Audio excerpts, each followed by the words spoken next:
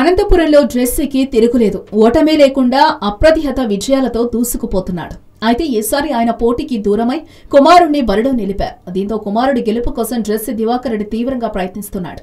అసమ్మతి లేకుండా చూసుకోవడం కోసం చోటామోటా నాయకులందరినీ కలుస్తున్నాడు. తన కొడుకు గెలుపు కోసం ఎక్కే మెట్టు దిగే మెట్టుతో తీవ్రంగా కష్టపడుతున్నాడు. గత ఎన్నికల వరకు అనంతపురం జెస్సీ అడ్డా. పార్టీ ఏదైనా ఎవరు గెలవాలో డిసైడ్ చేసే సత్తా జెస్సీ దివాకర్ రెడ్డి సొంతం. అయితే తను రాజకీయాల నుంచి తప్పుకొని తన కొడుకుని అనంతపురం ఎంపీగా పోటీ చేస్తున్నాడు. ఇక్కడే సమస్య వచ్చి పడింది. కొడుకు భవిష్యత్ని దృష్టిలో పెట్టుకుని ఎలాగైనా సరే గెలిపించాలని తాపత్రయపడుతున్నాడు. కానీ పరిస్థితి అందుకు అంత అనుకూలంగా లేదు.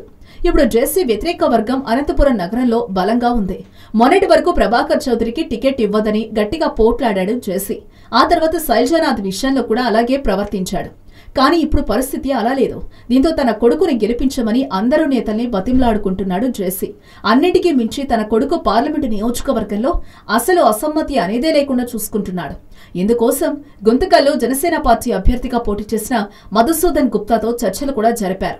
మరోవైపు శైలజానాథ్తో కూడా సంప్రదింపులు జరుపుతున్నారు. అంతేకాదు అనంతపురం ఎంపీగా కొడుకుతో పాటు నామినేషన్ కూడా వేశారు జెస్సీ దివాకర్ రెడ్డి. దురదృష్టం కొద్దీ కొడుకు నామినేషన్ తిరస్కరణకు గురైతే తనది పనికొస్తుందని ఆయన అంచనా. మొత్తానికి కొడుకుని రాజకీయాల్లో సెటిల్ చేయాలని జెస్సీ గట్టిగానే కష్టపడుతున్నారు. మరి ఆయన ప్రయత్నాలు ఫలిస్తాయో లేదో తెలియాలంటే మే 23 వరకు ఆగాల్సిందే.